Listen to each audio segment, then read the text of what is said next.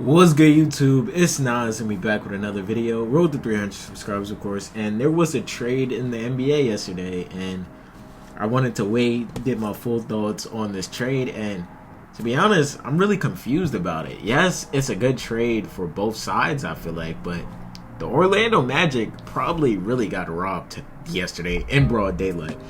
The trade was obviously, if you don't know, or you should know by now, it was Desmond Bane to the Orlando Magic for KCP, Cole Anthony, and 4 first-round picks. 4 first-round picks for a player like Desmond Bane. Yes, Desmond Bane is nice, but come on, bro. We're not going to act like he's 4 first-round picks nice, bro.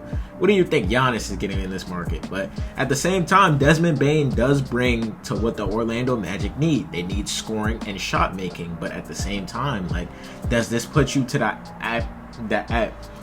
how do I put this? Like, the top level of Eastern Conference teams? I don't think so, but this obviously helps your chances. But if you're making a move like this, trading 4 first-round picks, trading basically a couple years of your future back, you're relying on this, obviously, Desmond Bane, Franz Wagner, and Paolo Banchero core, and do you think that could lead you all the way? Obviously, the Orlando Magic are a great team. Yes, I talked about them earlier this season, or at the beginning of the season, 8 months ago. Like, they were nice. I thought they had potential of going to the finals, but obviously it didn't work out like that. A lot of injuries impacted their team, and they ended up as the 8th seed or the 7th seed, one of those seeds, and they just weren't. They didn't live up to expectations. They lost, and yeah, that's pretty much it. Like, you can't really say too much about that. But do you think Desmond Bane brings that another piece of the puzzle? Yes, I think he does, because Desmond Bane is that good of a player, don't get me wrong, but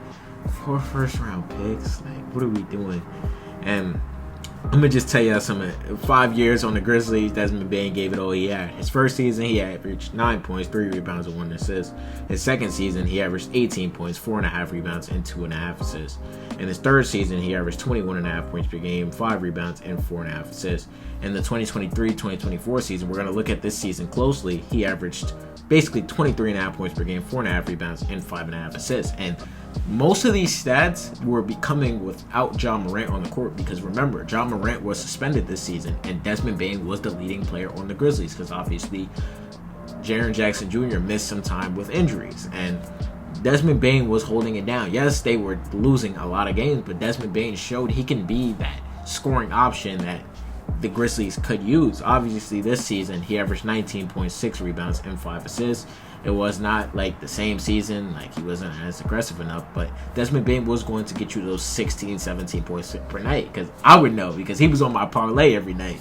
But it was a decent season for Desmond Bane. I feel like he didn't have the same season that he had last year, obviously with Ja Morant coming back, but I don't know. I feel like the Orlando Magic give him a fresh start at the age of 26, like, to be possibly the best scorer on this team. I get it, Paolo and Franz are great scorers, but Desmond Bane brings a whole nother level. He, from day one, becomes, or to the now, like, he's on the team now when I'm making a video, he's wearing number 3, but now he's the best 3-point shooter on this team, and there's not even a question. Like, what are you talking about? But yeah, Desmond Bane, I feel like, is a great addition for this Orlando Magic team, but I just feel like you gave up too much, because what if there's a better guard than Desmond Bane obviously available this summer? Like, because I saw Shams talking about, like, this could be where we see a lot of young players, or not even young, or ages 23, 24, obviously players on young teams moved, and